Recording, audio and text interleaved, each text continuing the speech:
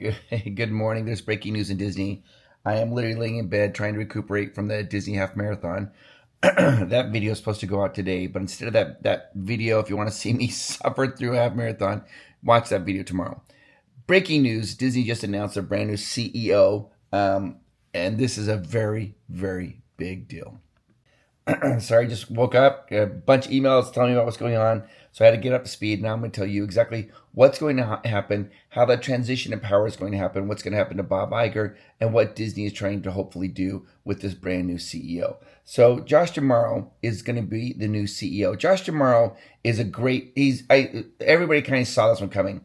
He has been with Disney for 28 years. He has lots of theme park experience, cruise ship experience, and he's been kind of leading his little area of Disney into to being very profitable. Josh D'Amaro was his current role is the chairman of Disney Experiences, and the last year he went up to they've been working a lot, and he increased the profitability by 6%. Now some of you might be thinking, well, 6% doesn't sound like a lot. It's a lot because we're talking it was $36 billion. And so 6% of $36 billion is a lot of money. It's been a very profitable thing. In fact, it's the most profitable part of Disney is their theme parks and their cruise ships right now. And this is actually a change for Disney. Disney's usually the most profitable is their media, but right now Disney's become more of a travel company, right, for people going to theme parks and going on cruises and that particular area. And Josh D'Amaro has been excellent in running that particular area. But it doesn't just stop there with Josh D'Amaro. There is actually a little caveat, and I'm pleased that Disney's doing this. Dana Walden was actually promoted to the CCO, the CCO, the Chief Creative Officer and President. This is, I think, a fantastic move for Disney. I actually thought that Disney was going to have a co-CEO, kind of like Michael Eisner and Frank Welk. I thought that Dana and Josh were going to be co-CEOs, but they put her in charge of the Chief Creative Officer. This is a brand new position in the Disney's company. In the 103 years of Disney's company, position has never been there. Really what they're trying to do is they're trying to kind of have it so that Josh D'Amaro is going to be running the whole company, mostly probably focusing on theme parks. And then Dana Walden, who's incredibly bright, very talented. She started at Fox and she really turned Fox. And when Disney acquired Fox, she has so much experience when it comes to media, television, and movies. So that's when they put her as Chief Creative Officer. That's really what she's going to be focusing on is media and making sure that Disney's making good decisions as far as TV shows, as far as movies, and she'll be handling all of that particular area. And she's more than qualified to do this. I think that you have these two different creative people. They're both really smart and creative. The one thing that people on Wall Street will be nervous about Josh D'Amaro is he doesn't really have any business experience outside of theme parks. I think that's why they brought in Dana Walden. I think that they were trying to say, hey, don't worry, we're covering all of our bases. Don't worry, Wall Street, our bases are completely covered, because this has to be a perfect a home run for them. After the debacle of Bob Chapek, they can't have a stumble out of the gate. Josh D'Amaro has to hit this ground running. And so I think that the Wall Street, the Disney board is hyper aware of that. And so they're making sure that every base is covered by having Josh D'Amaro and Dana Walden announced at the same time. This is going to go into place on March 18th. March 18th, at that point, Josh D'Amaro will become the new CEO and Dana Walden become the new Chief Creative Officer. Now, what's going to happen? Let's break down the business. This is coming with my experience working in my business experience before I became a goofy YouTuber. Let me tell you exactly what's going to happen. The very first thing they're going to have what's called the handover and boundaries. The boundaries are going to be completely defined. So the reason that's important for Disney is Bob Iger is going to remain on the board until December 31st of 2026. So Bob Iger will still be on the Disney board. Then once December 31st hits, he will then be completely retired out of Disney. So the first thing that Disney's going to do is they're going to have what this is called this handover and boundaries to make sure everybody knows that the CEO is Josh D'Amaro, that Bob Iger is out of the picture. He's there as an advisor, but he is no longer the CEO. Since he's remaining on the board, the clear boundaries have to be set. And most companies do that. Now, currently, what's going to be happening is Josh D'Amaro is going to be meeting with the board and Bob Iger to make sure that the handoff is going to be happening. Currently, he'll probably be whisked away and be talking with Bob Iger to find out what he's working on. But Bob Iger is important, but who Josh D'Amaro is going to be talking to the most is the board of directors. They'll be sitting down with the board of directors. And I wouldn't be surprised if Dana Walden is right there standing right next to Josh D'Amaro when they're having these conversations. Now, this is where what's going to happen is when a new CEO comes in, or really when somebody is put in a high position in a job like this, they kind of get what is called like 100-day grace period, where the board of directors, they're letting the CEO kind of get their feet wet and handle anything. But before they take the role, the board is going to sit down and they're going to do what's called KPIs, key performance indicators. They tell the CEO, the board, the Disney board, is going to tell the CEO exactly what their key performance indicators, what they're trying to accomplish, what they want to accomplish in the next 6 to 12 months. They're going to lay that down at the feet of Josh D'Amaro and say, this is what we need to happen within the next 6 to 12 months. And we're talking about like where do they want the stock to be, where do they want how media, park attendance, all those types of things. They're going to be talking to those things with Josh D'Amaro. And I'm assuming also Dana Walden will be sitting right there. So she has a clear pathway to success, and she'll know exactly what's going to be expected of her as well. So the key performance indicators, that's the very first thing they're going to be sitting down with Josh so he understands what's going on. Then, once he's actually put into position, starting on March 18th, he then is going to have this little bit of a grace period. And this is where people, they're excited, and everybody's going to be excited at that. But it's kind of customary within those first 100 days, Josh D'Amaro needs to get a win. He has to do something that shows leadership. Because when you're put in a high power position like this and you don't do anything, and you just stay, it's a status quo, you change nothing. Like if he doesn't change anything or doesn't shake it up at all, then people will be like, well, why do we choose this guy? We just kept Bob Iger. I mean, what's the point of that? So he does have to go in there and kind of shake it up a little bit.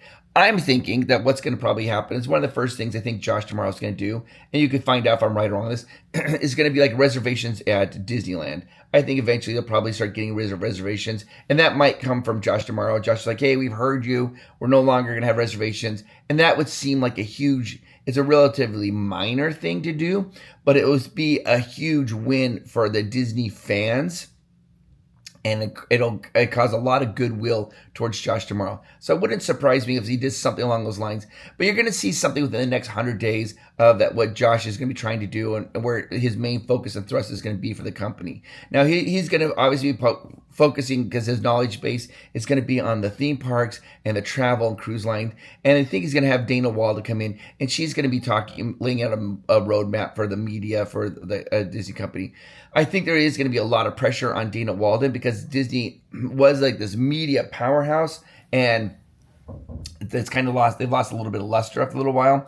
And so there's going to be a lot of pressure on her to rebuild that brand as the brand that people trust and love. And everybody knows that when a Disney movie or Disney TV show is coming out, that it's going to be amazing. That there's zero doubt in that. And that's something that Dana Walden is going to be tasked with doing. So this is what's going to be happening in the Disney world the next little bit is that they're going to be having tons of, you're going to see lots of newspaper articles. You're going to see people are going to talk about projected earnings. You're going to see lots of things talking about as Disney. There are going to be the people who are like the naysayers. Just be prepared for that. The people are like this. What are they doing? They need a business outsider. And then you're going to have people who are going to be loving the idea. Personally, I feel fantastic. I'm relieved, to be honest with you.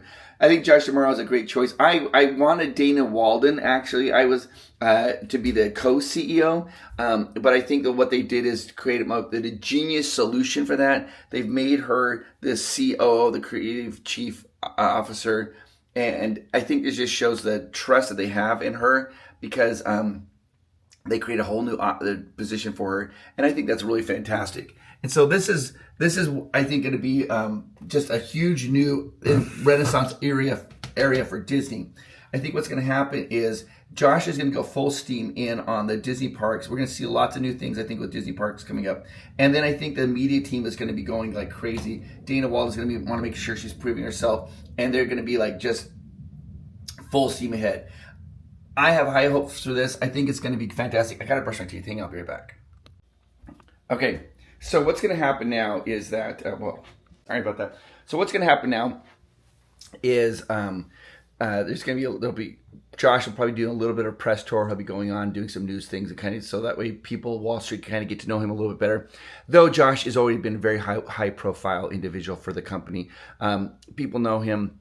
They really respect him. And the thing that I like about it is I know that the cast members of the Disney parks really like him a lot. He was a hands on the ground, feet on the ground type of individual who would walk the parks regularly, interact with fans, interact with cast members, and it almost, I would say, do I dare say it, kind of Walt Disney-esque.